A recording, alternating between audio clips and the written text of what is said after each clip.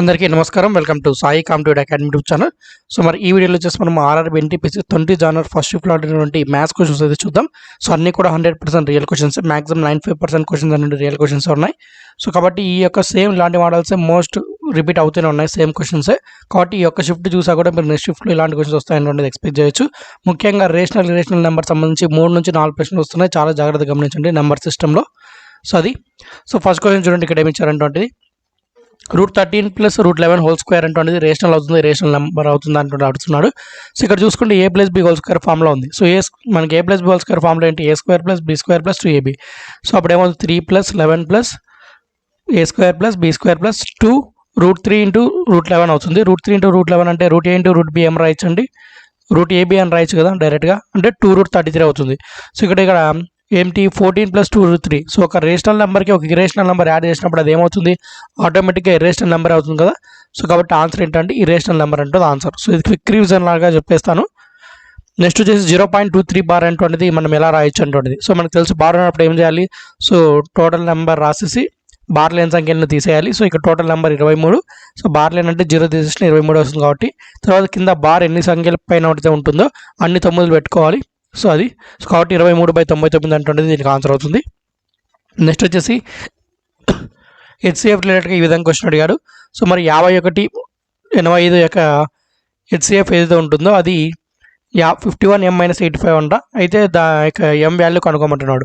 మరి మనకు 51 అంటే ఏం రాయొచ్చు, 17 × 51 కదా, 17 × 5 = 85. సో మరి హెచ్సిఎఫ్ ఏమవుతుంది, దీనికి 17 అవుతుంది. సో దీని యొక్క ఈ 2 నెంబర్స్ యొక్క హెచ్సిఎఫ్ ఏమవుతుంది 17. సో మీరు ఎలా అయినా చేయొచ్చు, 51 51. సో మనకు రిమైండర్ ఎంత వస్తుందండి 4 3 34తో 57 చేస్తే ఏమవుతుంది 34 1 34 17 రిమైండర్. సో 17 2 34 0 అంటే హెచ్సిఎఫ్ 17. సో ఎలా చేసుకున్నాం అంటే highest common factor. So 17 LCM. మరి ఎల్సిఎం 17 అనేటువంటిది దేనికి ఈక్వల్ అన్నాడు, 51m - 85కి ఈక్వల్ అన్నాడు. సో దీని ద్వారా మనము m వాల్యూ అంటే తీసుకుంటాం. సో అప్పుడు 51m ఏమవుతుంది, 85 + 17 ఎంత అండి 102, 51 1 51 2. సో అప్పుడు m వాల్యూ ఎంత అండి 2. సో ఈ విధంగా చేయాలి. నెక్స్ట్ క్వశ్చన్ చూడండి. మరి మీన్ మీడియన్ మోడ్ రిలేటెడ్ సంబంధించి క్వశ్చన్ అయితే ఇవ్వడం జరిగింది ఇక్కడ. సో మరి మీన్ మీడియన్ మోడ్ మధ్య ఉన్న రిలేషన్ ఏంటంటే మీరు ముందుగా తెలుసుకోవాలి. సో మీన్ మీడియన్ మోడ్ మధ్య ఉన్నటువంటి ఫార్ములా ఏంటంటే వాటి మధ్య రిలేషన్ ఉండే formula. So mean minus mode. So mean minus mode equal to 3 mean - 3 median. 3 mean - 3 median, లేదంటే డైరెక్ట్గా 3 కామన్ తీస్తే మీన్ మైనస్ మీడియన్ అని రాస్తుంటారు. సో ఎలాగైనా సరే mean minus mode equal to 3 mean - median. So ఇప్పుడు మీన్స్ అనే ఒకవైపు, మోడ్స్ మీడియన్ ఒకవైపు తెచ్చుకుందాం, ఎందుకంటే మీన్ వాల్యూ ఇచ్చాడు కాబట్టి. సో ఇక్కడ వచ్చేసి ఇక్కడ ఉన్నటువంటి 3 మీడియన్ ఇటువైపు తెచ్చుకుంటే ఏమవుతుందండి +3 మీడియన్ అవుతుంది. 3 median minus mode equal to ఇక్కడ ఉన్నటువంటి మీన్ ఇటువైపు పంపిస్తే ఏమవుతుంది, 3 మీన్ల నుంచి ఒక మీన్ అంటే పోతే ఏమవుతుంది 2 మీన్ అవుతుంది. 2 మీన్ అవుతుంది కదా. సో అప్పుడు మీన్ వాల్యూ ఏమవుతుంది, ఈ 2 కాస్త ఇటువైపు తెచ్చుకోవచ్చు కదా, బయట అవుతుంది. సో మీన్ వాల్యూ ఏమవుతుంది 3 median minus mode 3 median minus mode / 2 అవుతుంది. సో మరి ఇక్కడ మీన్ వాల్యూ వాడు క్వశ్చన్లో ఏమి ఇచ్చాడు, ఈ మీన్ బదులుగా మనం ఏం రాసుకోవచ్చు, క్వశ్చన్లో ఇచ్చినటువంటిది 3 మీడియన్ మైనస్ మోడ్ / p అని రాసుకోవచ్చు కదా. సో ఇక్కడ 3 మీడియన్ క్యాన్సిల్ అవుతుంది, అప్పుడు p వాల్యూ కావాలన్నాడు. సో మనకి p వాల్యూ ఏమవుతుందండి 2. సో మనకు న్యూమినేటర్స్ ఏమన్నప్పుడు ఈ డామినేటర్స్ కూడా ఇంకా ఈక్వల్ కదా. సో కాబట్టి p = 2 అనేటువంటిది ఆన్సర్ అవుతుంది. కాబట్టి ఆప్షన్ p మనకు p అనేటువంటిది 2 అనే వాల్యూ అవుతుంది అనేది గుర్తుపెట్టుకోండి. సో మీరు ముఖ్యంగా గుర్తుపెట్టుకోవాల్సిన formula mean minus mode equal to 3 mean minus median. ఇది ఫార్ములా మీన్ మీడియన్ మోడ్ మధ్య రిలేషన్. నెక్స్ట్ క్వశ్చన్ చూడండి. ఒక నెంబర్లో 5% ఇంక్రీజ్ అయింది, తర్వాత 5% డిక్రీజ్ అయింది. అయితే ఆ నెంబర్లో వచ్చేటువంటి పెరుగుదల లేదా తగ్గుదల శాతం అనేటువంటిది అడుగుతున్నాడు. సో నేను షార్ట్కట్లో క్వశ్చన్స్ అనేవి రాస్తుంటాను, మీకు చెప్తున్నాను, అర్థం చేసుకోండి. సో ఎప్పుడైనా సరే మనకు ప్రాఫిట్ కానీ లాస్ కానీ ఏదైనా ఒక నెంబర్ కానీ ఇంక్రీజ్ కానీ డిక్రీజ్ కానీ చేసినప్పుడు ఏమవుతుందంటే కంపల్సరీగా ఫస్ట్ పెంచి తర్వాత డిక్రీజ్ చేస్తారు, కంపల్సరీగా మనకు నష్టమే వస్తుంది, అంటే డిక్రీజ్ అవుతుంది. ఎంత డిక్రీజ్ అవుతుందంటే ఫార్ములా a² / 100 లేదా x² / 100. ఏ అంటే వాటి ఇచ్చిన వాల్యూ. సో ఎంత ఇచ్చాడు, 5 ఎంత 25/100 అంటే 1/4. సో 1/4 అంటే ఎంతండి 0.25%. అంటే 0.25% ఉండేది డిక్రీజ్ అవుతుంది ఆ నెంబర్ ఉన్నటువంటి నెంబర్ కంటే ఇలా చేసినప్పుడు. సో అర్థమైందా, మైనస్ అంటే డిక్రీజ్ అని. నెక్స్ట్ చూద్దాం. సో ఇప్పుడు x వాల్యూ y వాల్యూ అంటున్నది ఇచ్చేసి అక్కడ ఒక ఈక్వేషన్ ఇచ్చాడు. సో ఆ ఈక్వేషన్లో x y వాల్యూ సబ్స్టిట్యూట్ చేసినా ఓకే, లేదంటే అలా లేకుండా షార్ట్కట్లో చేసినా కూడా ఒకటే. సో ఇక్కడ x వాల్యూ 5 y వాల్యూ ఇచ్చాడు, వాటిని సబ్స్టిట్యూట్ చేయడం అంతే. కాకుండా దీన్ని ఎలా రాసుకోవచ్చు చూడండి. ఇప్పుడు 4x² whole square plus 5y whole square minus 2 into 4x² into 5y అని రాసుకోవచ్చా దీన్ని? చూడండి 4x² అంటే ఏమి, 4x² హోల్ స్క్వేర్ అంటే 16x⁴ కదా వచ్చేది. తర్వాత 5y హోల్ స్క్వేర్ అంటే 25y² కదా వచ్చేది. తర్వాత 2 4 8 8 5 40 40x² కదా వచ్చేది. ఇక్కడ ఇది చూసుకుని మనకి ఏ విధంగా ఉంది, a² + b² - 2ab ఫార్ములా ఉంది. అంటే మనకి ఏం formula, a - b whole square. So ఇక్కడ a అంటే ఎంత, ఇది, b అంటే ఇది 4x² - 5y హోల్ స్క్వేర్గా రాసుకోవచ్చు. 4 × x² అంటే ఎంత 25 కదా. సో 24 × 25 - 5 × y ఎంత 2 5 × 2 whole square. So 100 - 10 whole square. 100 - 10 అంటే 90 90 స్క్వేర్ ఎంత అండి 8100. సో ఇది మనకు ఆన్సర్ అవుతుంది. సో మీరు ఇలా అనుకున్న చేసినా ఒకటే. ఒకవేళ మీకు ఈ యొక్క ఐడియా రాకున్నట్టయితే డైరెక్ట్గా ఇక్కడ 5y x ప్లేస్లో 5 y ప్లేస్లో 2 పెట్టేసేసి చేసినా కూడా సేమ్ ఆన్సర్ వస్తుంది. ఇలా చేసినా ఒకే ఆన్సరే. నెక్స్ట్ చూడండి, if amount is decrease by 10% it becomes 279 then original amount. So ఒక అమౌంట్లో 10% డిక్రీజ్ చేస్తే ఎంత, అప్పుడు 90% వాల్యూ అనమాట. 90% వాల్యూ వాడు ఇచ్చాడు, ఎంత 279 అయింది. అయితే ఒరిజినల్ వాల్యూ అంటే ఏంటి 100% వాల్యూ కదా. So 279 × 100/90 0 0 cancel. సో 9 3 27 9 1 9 31 Newton ఎంత 310. ఒరిజినల్ ఎంత 310. నెక్స్ట్ చూడండి, sin A = 3/5 tan B ఎంత అని అడిగాడు. సో మరి ఇక్కడ క్వశ్చన్లో మనకు a + b వచ్చేసి మనకు 90 degrees అని ఇచ్చాడు. సో మనము ఇలా బొమ్మ వేసుకున్నట్టయితే ఇది a అనుకుంటే, ఇది b అనుకుంటే, ఇది c. So a + b 90 degrees అయినప్పుడు ఆటోమేటిక్గా c అనేటువంటిది ఇంకా టోటల్ 180 degrees యాంగిల్లో ఆటోమేటిక్గా మనకు ఇక్కడ c అనేటువంటిది 90 degrees ఉంటుంది. ఇక్కడ tan b, so sorry sin a, ఇక్కడ యాంగిల్ ఉంది అనుకుంటే sin a అంటే ఫార్ములా ఏంటి, opposite side by hypotenuse. Opposite side ఎంత, ఏగా ఆపోజిట్ సైడ్ ఏంటి 3, హైపోటెనస్ ఏంటి ఇదే కదా, హైపోటెనస్ ఇది 5. మరి tan b అడుగుతున్నాడు. tan b అంటే ఇది. మరి tan b అంటే ఏంటి, opposite side by adjacent side. Opposite side అంటే ఏంటి ఇదే కదా. సో ఇక్కడ 3 5 ఉందంటే ట్రిప్లెట్ ఏంటి మనకు, ఇక్కడ 4 అనే కదా, 3 4 5 ట్రిప్లెట్. సో మీకు పైథాగరస్ థీరం ప్రకారం అన్నీ తెలుసు. సో ఈ పాటికి తెలిసి ఉండాలి. సో ఇక్కడ టోటల్ అంతా నిదానం ఎక్స్ప్లెయిన్ చేయాలంటే టైం అనేటువంటిది ఎక్కువ తీసుకుంటుంది. ఆటోమేటిక్గా 4 వస్తుంది. ఆపోజిట్ సైడ్ అంటే ఏంటి, బీకి ఆపోజిట్ సైడ్ ఏంటి, tan బీకి ఆపోజిట్ సైడ్, మనకి బీకి ఆపోజిట్ సైడ్ ఏంటి 4, అడ్జసెంట్ సైడ్ అంటే పక్కంది, ఇదేంటి 3. కాబట్టి tan బీ వాల్యూ ఏమవుతుందండి 4/3 అవుతుంది. సో అర్థమైందా? మీకు అర్థం కాకుండా నిదానంగా స్లో మోడ్లో పెట్టుకొని చూడండి, అర్థమవుతుంది. నెక్స్ట్ వచ్చేసి a train of length 400 meters crosses the bridge of length 600 meters. What is with a speed of 60 km/h. How much time it will take. So మరి ఇక్కడ డిస్టెన్స్ టైమ్ స్పీడ్ రిలేషన్ ఏంటండి, DTS అంటే speakers అని గుర్తుపెట్టుకోండి. Distance = time into speed అంటే formula. మనకి ఇక్కడ ఏం కావాలి, స్పీడ్ కావాలి. స్పీడ్ కావాలంటే ఏంటి ఫార్ములా, డిస్టెన్స్ బై టైం. ఇక్కడ స్పీడ్ అలాగే ఉంచితే ఇటు వైపు వస్తుంది. మరి డిస్టెన్స్ ఎంత ఇక్కడ ఇచ్చినటువంటి క్వశ్చన్లో మనకు train length plus bridge length, మాది రెండు అంటే ట్రైన్ లెంత్ క్రాస్ చేయాలి, ఇది క్రాస్ చేయాలి. కాబట్టి టోటల్ లెంత్ ఎంత అవుతుంది 1000 meters అవుతుంది. తర్వాత టైం ఎంత అంటే 60, మనకు టైం అడిగాడు కాబట్టి స్పీడ్ ఇక్కడ వస్తుంది. సో మరి స్పీడ్ ఎంత ఇచ్చాడు 60 km/h అన్నాడు. 60 km/hని మనము ఈ యొక్క మీటర్/సెకండ్లో మార్చుకోవాలంటే × 5/18తో చేయాలి, అంతే కదా. × 5/18 మీటర్/సెకండ్. సో ఇప్పుడు మనం చూసుకున్నట్టయితే 100/1000 × 18/60 × 5. సో అంతే కదా, ఈ 18 పైకి పంపించేస్తే. సో చూడండి 5 1 5 200. తర్వాత 3 6 18 3 20 60. సో 21 20 10 100. 10 × 60 ఎంత అండి 60 సెకండ్లు. ఎందుకంటే మీటర్ క్యాన్సిల్ అయిపోతే మనకి ఏం మిగులుతుంది, సెకండే కదా. సో 60 seconds టైం అంటే తీసుకున్నది. ఎంత టైం తీసుకున్నదంటే 60 seconds. తర్వాత చూడండి, మరి cost price of 10 shirts = selling price of 8 shirts, then profit or loss percentage అడుగుతున్నాడు. మరి 10 shirts cost price = 8 shirts selling price అంట. మరి CP/SP చూసుకున్నట్టయితే 8/10 అవుతుంది, అంతే కదా. 10 కాస్ట్ ప్రైస్ = 8 SP వచ్చిన క్వశ్చన్ ప్రకారం. మరి కాస్ట్ ప్రైస్ అయితే 8 రూపాయలు అంట, సెల్లింగ్ ప్రైస్ ఏమో 10 రూపాయలు అంట. అంటే అప్పుడు ఏంటి మనకు కంపల్సరీగా 2 రూపాయలు అనేటువంటిది మిగులుతున్నట్టు కదా. షర్ట్స్లో విషయం అనుకుంటే 2 షర్ట్లు మిగులుతున్నట్టే కదా. సో అప్పుడు మనకి ఎన్ని లాభం వస్తుంది, 2 లాభం వస్తున్నాయి. ఒరిజినల్ ఎంత 8, పర్సెంటేజ్ కాబట్టి × 100, 2 1s 2 4s 4 1s 425. ఎంత మనకు ప్రాఫిట్ అంటే 25% ప్రాఫిట్ వస్తుంది, అంటే కదా 8 రూపాయలు కొని 10 రూపాయలకు అమ్ముతున్నాను అంటే cost price selling price. So ఇక్కడ ప్రైసెస్ అనుకున్నా ఓకే, మనకు షర్ట్ల రూపంలో ఇచ్చాడు కాబట్టి షర్ట్లు అన్న అనుకున్నా ఒకటే, అదే ఆన్సర్ వస్తుంది. నెక్స్ట్ అండి, third proportion of 16 and 40. So ఇక్కడ 16 40 ఏంటి, ఇది బి అనుకుంటే థర్డ్ ప్రొపోర్షన్ అంటే ఏంటి సి కావాలి.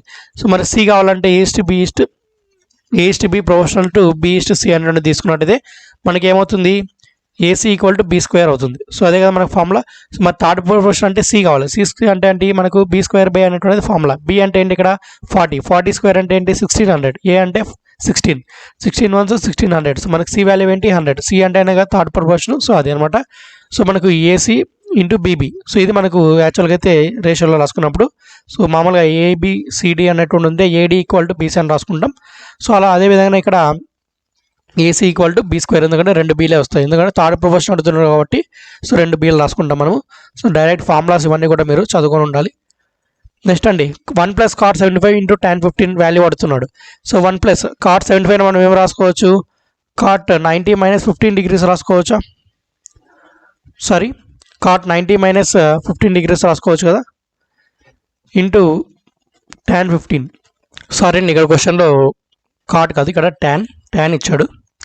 So tan 90 - 15గా రాసుకోవచ్చా. సో దీన్ని సో మరి ఇక్కడ 1 + tan 90 - 15 అంటే ఏం రావచ్చు, డైరెక్ట్గా cot 15 రాసుకోవచ్చా into tan 15. So cot 15 tan 15 అంటే క్యాన్సిల్ అయిపోతే మనకి ఏం మిగులుతుంది, 1 అనేటువంటిది రావడం జరుగుతుంది. 1 + 1 వాల్యూ ఎంత 2. సో ఒకవేళ కాటే ఉన్నట్టయితే ఒకవేళ ఇక్కడ అప్పుడు ఏమవుతుంది, ఇక్కడ cot 15 అయ్యేది మనకి, ఇక్కడ tan 15 అయ్యేది, అప్పుడు 1 + tan square θ అయ్యేది, 1 + tan square 15 degrees అయ్యేది. ఒకవేళ మనకు ఇక్కడ క్వశ్చన్లో ఇక్కడ నేను రాసినట్టుగానే కాట్ ఉన్నట్టయితే. So secant square θ - tan square θ మనకి ఏంటి 1. సో అప్పుడు దీని వాల్యూ 1 + tan square 15 అంటే ఏమవుతుంది మనకు secant square 15 degrees అయ్యేది ఆన్సర్. సో అలా మనకు ఆప్షన్ లేదుంటే అది. సో దాన్ని బట్టి మీరు చేయాలి. నెక్స్ట్ వచ్చేసి mean of first 8 odd numbers. మరి mean of first 8 odd numbers అంటే ఏంటి, ఫార్ములా ఎన్నే కదా. సో ఎన్ని ఉంటే అన్నీ, ఎన్ని ఆడ్ నెంబర్స్ ఉంటే అన్ని. సో 8 ఆడ్ నెంబర్స్ ఉన్నాయి కాబట్టి ఇక్కడ 8 అవుతుంది. దీని యొక్క మీన్ అనేటువంటిది 8 అనేటువంటిది అవుతుంది. సో ఒకసారి నేను కొద్దిగా బ్రీఫ్ రివిజన్ లాంటిది ఇక్కడ చేస్తాను చూడండి. సమ్ కానీ ఇక్కడ సమ్ యావరేజ్ ఫార్ములాస్ అనేటువంటిది నేను ఇక్కడ చెప్తాను. First of all natural number తీసుకున్నట్టయితే న్యాచురల్ నెంబర్స్ యొక్క సమ్ ఫార్ములా ఏంటండి, n × n + 1/2. Sorry n × n + 1/2 అనేటువంటిది మనకు some of n natural numbers అనేటువంటిది మనకు. ఒకవేళ యావరేజ్ అన్నాడంటే ఏం కావాలి అప్పుడు, n × n + 1/2 ఇంటూ n అనేటువంటిది కింద వస్తుంది. ఎన్ని నెంబర్స్కి ఎన్ని చేస్తే అన్ని నెంబర్స్, కాబట్టి n క్యాన్సిల్ అయిపోతే అప్పుడు దాని యావరేజ్ ఏమవుతుంది, n + 1/2 ఉంటుంది యావరేజ్. సో న్యాచురల్ నెంబర్స్ యొక్క సమ్ ఫార్ములా n × n + 1/2. అదే యావరేజ్ ఫార్ములా ఏంటి, n + 1/2, n అనేటువంటిది పోతుంది. సో అర్థమైందా. Next even numbers. మరి సమ్ ఆఫ్ ఈవెన్ నెంబర్స్ ఏంటి ఫార్ములా, n × n + 1. మరి అదే యావరేజ్కో చూసుకున్నట్టయితే n × n + 1/n. So n cancel అయిపోతే n + 1. సో మనకు యావరేజ్ ఫార్ములా ఏంటి, some of numbers by total numbers, అంతే కదా. ఎన్ని ఉంటే అన్ని, మీన్ ఫార్ములా కానీ యావరేజ్ ఫార్ములా కానీ, కాబట్టి n + 1 అనేటువంటిది యావరేజ్ ఫార్ములా అవుతుంది. అదే ఆడ్ నెంబర్ తీసుకున్నట్టయితే సమ్ ఆఫ్ ఆడ్ నెంబర్స్ ఏంటంటే ఫార్ములా n². అదే మనకు యావరేజ్ తీసుకుంటుంటే n²/n అంటే n వస్తుంది. సో కాబట్టి అది ఇవి ఫార్ములాస్ గుర్తుపెట్టుకోండి. సో మరి ఇక్కడ ఆడ్ నెంబర్స్ అడిగారు కాబట్టి ఆడ్ నెంబర్స్ యొక్క మీన్ ఏమవుతుంది, యావరేజ్. మీన్ అన్న యావరేజ్ అన్న అంతా ఒకటే. So n. సో కాబట్టి n అంటే 8 ఉన్నాయి కాబట్టి ఇక్కడ నెంబర్స్ 8 అనేటువంటి ఆన్సర్ అవుతుంది. నెక్స్ట్ చూడండి ఇక్కడ యావరేజ్ మళ్ళీ మీన్ అడిగాడు. సో ఇక్కడ ఇచ్చినటువంటి m + 5 m + 6 m + 9 m + 12 అంటుంది. ఏం లేదు, అన్ని కూడి అవి ఎన్ని ఉంటే అన్ని నెంబర్లు వేయాలి. ఎన్ని ఉన్నాయి ఇక్కడ టోటల్ 5 ఉన్నాయి. పైన కూడితే ఏమవుతుంది, m + మొత్తం 5 mలు ఉన్నాయి కాబట్టి 5m+, ఇక్కడ 3 + 5 8 + 6 14 + 9 ఎంత 23 + 12 35. సో ఇక్కడ వీటిలో నుంచి 5 కామన్ తీసేస్తే ఏమవుతుందండి, 5 × m + 17/5. సో అప్పుడు ఏమవుతుంది, m + 17 అనేటువంటిది సారీ m + 7 అనేటువంటిది మనకు మీన్ అవ్వడం జరుగుతుంది, ఈ యొక్క వీటి యొక్క మీన్. నెక్స్ట్ చూద్దాం. Total surface area of cube వచ్చేసి 1944 ఇచ్చాడంటే, అయితే వాల్యూమ్ ఎంత అవుతున్నాడు. Total surface area of cube formula ఏంటంటే 6a² వాల్యూ ఎంత ఇచ్చాడు, 1944 ఇచ్చాడు. సో 6 1s 6 3s 18, తర్వాత 6 2s 12, 6 4s 24. So a² value 324 అన్నప్పుడు ఏ వాల్యూ ఎంత అవుతుంది, √324 అంటే 18² కదా. సో 18 అవుతుంది. సో మనకు వాల్యూమ్ అంటే ఏంటి, a³ అంటే 18 × 18 × 18. సో మరి ఎంత 18² అంటే 324 × 18. సో 324 × 18 మనం చేసినట్టయితే ఆల్మోస్ట్ మనకు 5832 వస్తుంది ఆన్సర్. సో మీరైతే క్యాలిక్యులేట్ చేసుకోండి. సో నేనైతే ఇక్కడ చేయట్లేదు. నెక్స్ట్ అండి a + b b + c c + a ముగ్గురు కలిపి వాళ్ళ యొక్క అంటే ఏబి 12 రోజుల్లో పనిచేస్తారు. సో ఏబి ఒక 12 రోజుల్లో కంప్లీట్ చేయగలరు. b + c అదే పనిని మనకు 8 రోజుల్లో కంప్లీట్ చేయగలరు. తర్వాత c + c అదే పనిని 9 రోజుల్లో పని చేయగలరు. అయితే ముగ్గురు కలిసి ఆ పనిని ఎన్ని రోజుల్లో కంప్లీట్ చేస్తారు. So first of all total work ఎంత అంటే తెలియదు కాబట్టి మనం టోటల్ వర్క్ అంటే ఈ 3 యొక్క ఎల్సిఎం కానీ తీసుకుందాం. సో 12 8 9 యొక్క ఎల్సిఎం ఏమవుతుందండి 72. సో కాబట్టి మనకు 72 యూనిట్స్ అనేది తీసుకున్నట్టయితే ఏ ప్లస్ బి ఒక రోజు పని ఎంత చేస్తారు, మొత్తం 12 రోజుల్లో చేయగలన్నప్పుడు మనకు 12 6 72 అంటే ఒక రోజులో 6 యూనిట్లు పని చేస్తారు. అదే బి ప్లస్ సి అంటే 8 9 72 కాబట్టి 9 యూనిట్స్ పని చేస్తారు. తర్వాత సి ప్లస్ ఏ 9 8 72 అంటే 8 యూనిట్స్ పని చేస్తారు. సో ఈ ముగ్గురు కలిపి ఒక రోజులో మనకి ఇక్కడ ఎంత పని చేస్తున్నారు, ఒక రోజులో ముగ్గురు కలిసి ఎంత పని చేస్తారు, A plus B plus C 2 into, ఎందుకంటే ముగ్గురు కూడినట్టయితే ఇక్కడ 2 ఏలు 2 బిలు 2 సిలు వస్తాయి కాబట్టి 2 ఇంటూ ఏ ప్లస్ బి ప్లస్ సి అనేటువంటి రావడం జరుగుతుంది. ముగ్గురు కలిసి ఒక రోజులో ఎంత పని చేస్తారు, 6 1 9 15 1 8 23 పని చేస్తారు. సో అంటే ఏ ప్లస్ బి ప్లస్ ఒక రోజు చేసే పని ఎంత 23/2, ఎందుకంటే ఈ 2 అనేది ఇటువైపు తెచ్చుకోవాలి కాబట్టి 23/2. మరి ఒక రోజులో 23/2 పని చేస్తున్నప్పుడు మరి 72 యూనిట్లు వాళ్ళు ఎన్ని రోజుల్లో పని చేస్తారంటే 72 × 2/23 అంటే 144/23 రోజుల్లో వాళ్ళు ఆ యొక్క పన్నెండు కంప్లీట్ చేయగలరు. సో అర్థమైందా. నెక్స్ట్ అండి, ఏ అనేటువంటి ఒక ట్యాంకు 12 అవర్స్లో ఫిల్ చేస్తుందంట. బి అనేటువంటి ఒక ట్యాంక్ అయితే ఆ యొక్క ట్యాంక్ అనేటువంటిది 15 అవర్స్లో ఫిల్ చేస్తుందంట ఆ పైపు. సి అనేటువంటిది ఆ యొక్క ట్యాంక్ని ఏం చేస్తుందంటే ఎంటీ చేస్తుంది. ఎంటీ అంటే ఆ యొక్క రిమూవ్ చేస్తుంది, అంటే మైనస్. ఇవి రెండు కూడా నీళ్ళు పంపిస్తుంటే ఇది మాత్రం రిమూవ్ చేస్తుంది వాటిని. సో మరైతే ఇప్పుడు ఒకవేళ 3 ట్యాంకులు ఓపెన్ చేసినట్టయితే 3 పైపులు ఓపెన్ చేసినట్టయితే ఆ ట్యాంక్ ఎన్ని గంటల్లో ఫిల్ అవుతుంది అనేది క్వశ్చన్. సో ఇప్పుడు ఫస్ట్ ఆఫ్ ఆల్ 12 15 10కి ఎల్సిఎం తీసుకుంటే 60 యూనిట్లు అంటే 60 లీటర్లు ట్యాంక్ కెపాసిటీ అనుకుంటే ఇది 12 గంటల్లో ఫిల్ చేస్తుంది. అంటే ఒక్కొక్క గంటకి ఎన్ని లీటర్ ఫిల్ చేస్తుంది, 5 లీటర్స్ ఫిల్ చేస్తుంది. ఇది 15 గంటల్లో అంటే ఒక గంటకి ఎంత 4 లీటర్లు ఫిల్ చేస్తుంది. ఇది 10 గంటల్లో ఎంప్టీ చేస్తుంది, అంటే ఒక గంటకి ఎంత ఎంప్టీ చేస్తుంది, మనకు 6 లీటర్లు ఎంప్టీ చేస్తుంది. సో ఇక్కడ చూసుకున్నట్టయితే మొత్తము 5 + 4 9 లీటర్లు పడుతున్నాయి. దీంట్లో మనకి 6 లీటర్లు తీసేస్తే గంటకి ఎన్ని లీటర్లు ఇంకా మిగులుతున్న ట్యాంక్లో 3 లీటర్లే మిగులుతున్నాయి. అప్పుడు 60 లీటర్ల ట్యాంకు గంటకు 3 లీటర్ల ప్రకారం నిండుతుంటే మొత్తం ఎన్ని గంటలు పడుతుంది, 60/3 అంటే ఇంత 20 అవర్స్లో ఆ ట్యాంక్ అనేది నిండుతుంది. ఇలా 3 పైపులు ఓపెన్ చేసినప్పుడు, ఎందుకంటే ఇక్కడ ఇవేమో 9 లీటర్లు ఇస్తున్నప్పటికీ ఈ 3 అనే ట్యాంక్ 6 లీటర్లు తీసేస్తుంది కాబట్టి. నెక్స్ట్ చూద్దాం. నెక్స్ట్ అండి, మరి between √5 and √7 which is rational number. So ఇక్కడ ఇచ్చినటువంటి క్వశ్చన్స్లో ఈ కింద ఇచ్చినటువంటి 1 2/5 2 2/5 3 3/5 4 4/5 ఇవి మిక్స్డ్ ఫ్రాక్షన్స్. సో మనం ఇలా టైప్ చేయడం జరిగింది. మరి కింది వాటిలో ఏ రేషనల్ నెంబర్ అనేటువంటిది ఈ యొక్క ఇక్కడ ఉన్నటువంటి నెంబర్స్లో ఏది √5 and √7 మధ్య ఉంటుందంటే అడుగుతున్నాడు. సో మరి √5 వాల్యూ ఎంత అండి 2.23 వస్తుంది. √7 వాల్యూ అప్రాక్సిమేట్గా 2.6 అలా వస్తుంది, 2.6 to 2.7 అలా. అంటే మనకు 2 అబోవ్గానే ఉంటుంది మనకు ఈ యొక్క నెంబర్ అంటున్నది. ఇక్కడ 1 + 2/5 అంటే ఏంటి అర్థము, 1 + 2/5 అంటే 1లోనే ఉంది కాబట్టి ఇది ఆప్షన్ రాదు. ఇది 2 2/5 అంటే ఇది ఆన్సర్ అవ్వడానికి ఛాన్స్ ఉంది. 3 అంటే 3 అబోవ్ వస్తుంది, ఇక్కడ 4 అబోవ్ వస్తుంది. ఇక్కడ మనకు వాల్యూ ఏంటి 2 మధ్యలో ఉంటుంది, 2 to 3 మధ్యలోనే ఉంటుంది కాబట్టి ఇక్కడ 2 2/5 అనేది కరెక్ట్ ఆన్సర్ అవుతుంది అంతే ఆప్షన్స్ ప్రకారం. నెక్స్ట్ అండి, √2 × √3 అనేటువంటిది rational irrational natural whole number అడుగుతున్నాడు. సో √2 × √3 అంటే √a × √b అంటే ఏంటి ఫార్ములా, √ab అని రాసుకోవచ్చు కదా. √6 అంటే ఏంటి అందరికి తెలుసు, రూట్లో ఉంటే ఆ వాల్యూ ఏమవుతుంది రేషనల్ నెంబరే కదా కాబట్టి రేషనల్ అనేది ఆన్సర్ అవుతుంది. నెక్స్ట్ అండి, ఇక్కడ కొన్ని వాల్యూస్ ఇచ్చాడు, కొన్ని ఇచ్చాడు నెంబర్స్, వాటిలో డిఫరెంట్ ఉంటుంది ఏంటి అడుగుతున్నాడు. పై అనేటువంటిది ఒక రిలేషనల్ నెంబర్, √3 అనేటువంటిది కూడా ఒక రిలేషనల్ నెంబర్. తర్వాత 0.128168 అండ్ సో ఆన్. సో ఇది కూడా మనకు రిపీట్ అవుతున్న నెంబర్ అంటే ఇది కూడా మనకి రేషనల్ నెంబర్. మరి ఇక్కడ 0.45 బార్ ఉంది, ఇక్కడ 0.45 బార్. మరి 0.45 బార్ అంటే ఎలా రాయొచ్చు, 45/910. 45/9 ఏ విధంగా ఉంది, p/q ఫార్ములా ఉంది కదా.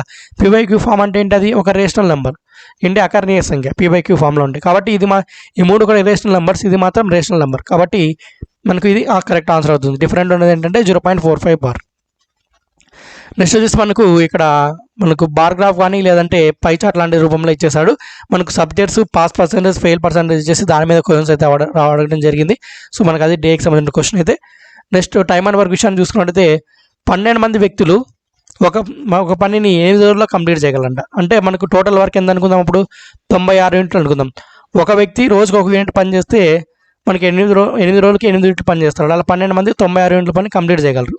సో ఒక వ్యక్తి రోజుకి 1 యూనిటే పని చేస్తున్నాడు, అప్పుడు 8 రోజులు ఎంత పని చేస్తారు, 96 యూనిట్ పని చేస్తారు. ఇది మనకు టోటల్ వర్క్ అనుకుందాం.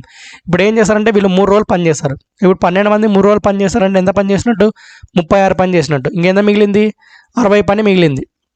ఈ 60 పనిని ఏం చేయాలనుకుంటున్నారు అంటే ఇప్పుడు వీళ్ళు 4 రోజులని కంప్లీట్ చేయాలనుకుంటున్నారు. 4 రోజుల్లోనే కంప్లీట్ చేయాలనుకుంటున్నారు. మరి ఇక్కడ ఎంతమంది మనుషులు కావాలి 4 రోజుల్లో కంప్లీట్ చేయాలంటే 60 వరకుని 15 మంది కదా. సో 15 వర్సెస్ 16 కదా, 15 మంది కావాలి. ఇప్పుడు ఆల్రెడీ 12 మంది ఉన్నారు, ఇంకెంతమంది ఎక్స్ట్రా కావాలి మనకు? 12 - 15 15 - 12 అంటే ఇంకా ముగ్గురు ఎక్స్ట్రా మంది కావాలి. So how many new workers should be added అంటే 3 మెంబర్స్ ఇంకా మనకు కావాల్సి ఉంటుంది. సో అర్థమైందా?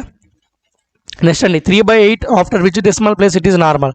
సో 3/8 అటువంటిది ఏ డెసిమల్ పాయింట్ తర్వాత ఎన్ని డెసిమల్ పాయింట్ తర్వాత స్టాప్ అవుతుంది అని అడుగుతున్నాడు. సో 8 3, సో 0 మనకు ఇక్కడ 8 3తో డివైడ్ అవుతుంది కాబట్టి మనకు 0 పెట్టుకుంటాం. సో 8 3 24, 6 రిమైండర్, సో మరి 60 తీసుకుంటాం. సో 8 7 56, 4 రిమైండర్ 40, 8 5 40 అంటే మనకు 0.375 అంటే డెసిమల్ తర్వాత 3 జీస్ తర్వాత ఆ నెంబర్ అనేటువంటిది నార్మల్ అనేటువంటిది అవుతుంది. సో అది ఆన్సర్. నెక్స్ట్ అండి ఈ simple interest compound interest related question అండి. So in how many years will 1600 amount to 2116 at 15% compound interest అని అడుగుతున్నాను. సో మనకు తెలుసు అమౌంట్ ఈక్వల్ టు ఫార్ములా ఏంటి, P into 1 + R/100 whole power n. n అంటే number of years ఉంటుంది. Amount ఎంత ఇచ్చాడు ఇక్కడ క్వశ్చన్లో 2116 ఇచ్చాడు. ప్రిన్సిపల్ ఎంత ఇచ్చాడు 1600 ఇచ్చాడు. ఇంకా 1 + R/100 అంటే ఎంత మనకు, R అంటే ఎంత 15 కాబట్టి డైరెక్ట్గా మనము ఏం చేద్దాము 100 + 15 115/100 రాసుకుందాం. 115/100 హోల్ పవర్ n రాసుకుందాం. ఈ 1600 కాస్త ఇటువైపు తెచ్చుకుందాం. 2116/1600 equal to 115/100 whole power n అంటున్నది అలాగే ఉంటుంది. సో ఇప్పుడు మనం దీన్ని దేంతో క్యాన్సిలేట్ చేద్దాం చూడండి. సో ఇక్కడ 16తో క్యాన్సిలేట్ అవుతాయి అవి చూద్దాం. సో మనం 4తో ట్రై చేద్దాం. ఫస్ట్ ఆఫ్ ఆల్ 4 4 16 400 అవుతుంది. తర్వాత 4 5 20, 4 2 8, 4 9 36. ఇక్కడ మనం చూసుకున్నట్టయితే 529/400 అయితే రావడం జరిగింది. సో ఇక్కడ కూడా మనం దీన్ని క్యాన్సిలేషన్ చేయడానికి అయితే ట్రై చేద్దాం. మరి ఇక్కడ చూడండి మనం దీన్ని ఏ విధంగా రాసుకోవచ్చు అంటే ఇంకా ఇక్కడ వీటిని క్యాన్సిలేషన్ చేసుకుందాం. So 5 2 10, 5 3 15, so 5 2 10. సో ఇక్కడ మన దీన్ని ఏ విధంగా రాసుకోవచ్చు, 529 అంటే ఏం రాయొచ్చు 23 స్క్వేర్ రాయొచ్చుగా. 400 అంటే ఏం రాయొచ్చు మనకు 20 స్క్వేర్ రాయొచ్చు కదా, equal to 23/20 whole power n. So ఇప్పుడు ఇక్కడ a²/b² అంటే ఏం రాయొచ్చు, a/b హోల్ స్క్వేర్ అని రాసుకోవచ్చు కదా, 2 స్క్వేర్లే కాబట్టి అప్పుడు ఏమవుతుంది 23/20 whole square equal to 23/20 whole power n. So ఇక్కడ బేసెస్ ఈక్వల్ అయినప్పుడు ఎక్స్పోనెన్స్ కూడా ఈక్వల్ కదా, n అంటే టైం కదా. సో n అంటే ఎంత 2 అంటే 2 ఇయర్స్ తర్వాత మనకు ఆ యొక్క ప్రిన్సిపల్ అనేటువంటిది 15% కాంపౌండ్ ఇంట్రెస్ట్ రేట్తో మనకు 2116 రూపాయలు అమౌంట్ అయితే అవుతుంది. సో ఇలా చేయాలి. నెక్స్ట్ చూద్దాం. చూడండి ఏరియా ఆఫ్ రింగ్ అనేటువంటిది కనుక్కోమంటున్నాడు. సో అవుటర్ రేడియస్ అలాగే ఇన్నర్ రేడియస్ అనేటువంటిది ఇచ్చాడు. సో మరి 2 సర్కిల్స్ ఉన్నాయి. మరి అవుటర్ రేడియస్ వచ్చేసి మనకు 14 సెంటీమీటర్లు ఇచ్చాడు.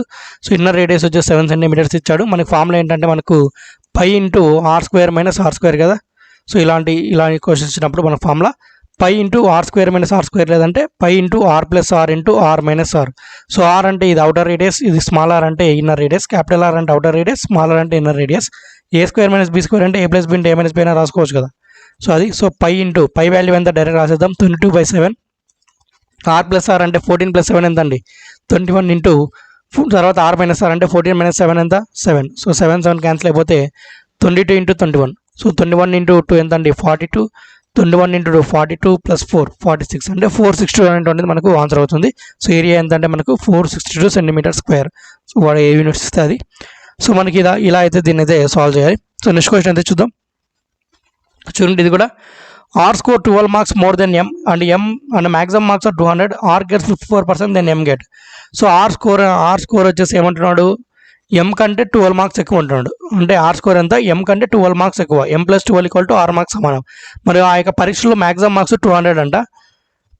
మరి R ఎంత తెచ్చుకున్నాడు అంటే 54% తెచ్చుకున్నాడు. ఎంత 54%. 54 × 100/200 మార్క్స్లో 100 1 102 అంటే ఎన్ని వచ్చాయి 108 మార్కులు వచ్చాయి. సో మరి 6 మార్కులు ఎంత 108. అయితే M ఎంత అనేటువంటిది అడుగుతున్నాడు. సో M మార్క్స్ ఎన్ని 108లో 12 పోతే ఎంత అండి. సో 108లో 12 పోతే ఎంత 96. సో అంతే కదా. సో 96 మార్కులు అనేది రావడం జరిగింది. ఒకవేళ M ఎంత పర్సెంటేజ్ మార్క్స్ తెచ్చుకున్నాడు అన్నట్టు అయితే మనకి 96 అనేది ఎంత పర్సెంటేజ్ అవుతుందని తెలుసుకోవాలి. సో మనకు 100% మార్క్స్ ఎంత వాల్యూ 200 కదా. మరి 96 మార్కులు అనేది ఎంత పర్సెంట్కి సమానం అవుతుంది 96 × 100/200. సో 100 1 102 అంటే 48% మార్క్స్ అనేది స్కోర్ చేశాడు. మార్కుల్లో అడిగితే 96 మార్కులు, M వచ్చేసి ఎంత పర్సెంటేజ్ స్కోర్ చేశాడంటే 48% స్కోర్ చేశాడు. సో అలా అయినా చెప్పవచ్చు. సో నెక్స్ట్ చూడండి కొద్దిగా confusing question. So 1/5 of A number is divided by 3. So ఒక నెంబర్ ఉందంట. సో ఆ నెంబర్ అనేటువంటిది ఒకవేళ 1 అనుకోండి, లేదంటే ఎక్స్ అనుకోండి. ఆ నెంబర్ అనేటువంటిది 1/5 ఆఫ్ ఏ నెంబర్. సో ఆ నెంబర్లో 1/5 పార్ట్ అనేటువంటిది దేంతో డివైడ్ చేశారంటే 3తో డివైడ్ చేశారంటున్నాడు. సో అంటే అప్పుడు మనకి ఏమవుతుంది, అప్పుడు ఏమైందంటే ఇట్ గివ్స్ అంటే ఈక్వల్ టు, అప్పుడు ఏమి ఇచ్చిందంటే 1/2 of 1/2 into 1/10 of half of 80, అంటే 80లో హాఫ్ ఇచ్చిందంట. సో 80/2 అవుతుంది. సో మరి అప్పుడు దీని వాల్యూ ఏమవుతుంది, ఈ 3 పైకి పోతే ఏమవుతుంది, 1/15 అవుతుంది. ఇక్కడ 1/10 1s 10 8s 80, 2 1s 2 4s. So అప్పుడు దీని వాల్యూ ఏం రాసుకోవచ్చు, డైరెక్ట్గా 4 రాసుకోవచ్చు. 2 1s 2 2s. సో అప్పుడు మనకి ఇక్కడ ఏంటి, ఎక్స్ నెంబర్ అనుకుందాం. సో ఎక్స్ ఈక్వల్ టు మనకు 15 2s ఎంత అండి, 30. సో ఆ నెంబర్ ఏమవుతుంది, 30. సో ఒక నెంబర్ ఎంతో తెలియదు. సో ఆ నెంబర్ నెక్స్ట్ అనుకుంటే ఎక్స్లో 1/5 పార్ట్, అంటే x/5 పార్ట్ డివైడ్ బై 3 చేస్తే అదేమిచ్చిందంటే హాఫ్ ఆఫ్ 1/10 ఆఫ్ 80లో హాఫ్ అనేది ఉన్నది ఇవ్వడం జరిగింది. ఇక్కడ క్వశ్చన్ చదివినట్టయితే సో దాన్ని ఈ విధంగా రాసుకుంటే మనకి ఎక్స్ వాల్యూ అంటే 30 రావడం జరుగుతుంది. సో అదండి. సో ఇవి మనకు ఈ యొక్క ఆర్ఆర్బీ ఎన్టీపీసీ 20 జనవరి ఫస్ట్ షిఫ్ట్లో క్వశ్చన్స్ అయితే ఆల్మోస్ట్ చాలా రకాల మాల్స్ అన్ని కూడా కవర్ చేయడం జరిగింది. సో మీకు నెక్స్ట్ రాబోయేటువంటి షిఫ్ట్లో కూడా సేమ్ ఇలాంటి క్వశ్చన్స్ అయితే ఎక్కువ అడుగుతున్నాడు. ఆల్రెడీ జరిగిన షిఫ్ట్లో కూడా ఇలాంటివి అడిగాడు, రాబోయే షిఫ్ట్లో కూడా మ్యాక్సిమం ఇలాంటివి అడగవచ్చు. వీలైనంత వరకు మీరు కూడా ఈ యొక్క వీడియో కూడా సపోర్ట్ అనేటువంటిది బాగా ఇచ్చినట్టయితే నేను కంపల్సరీగా ప్రతి షిఫ్ట్కి సంబంధించిన క్వశ్చన్లు అయితే ఎక్స్ప్లెయిన్ చేస్తాను. ఇలా మ్యాక్సిమం మనకి ప్రతి షిఫ్ట్కి సంబంధించి 20 to 25 క్వశ్చన్స్ అయితే మనకు కంపల్సరీగా ఎగ్జాక్ట్ క్వశ్చన్స్ అయితే మనకు లభిస్తున్నాయి. అభ్యర్థులు అయితే మనకైతే సెండ్ చేస్తున్నారు.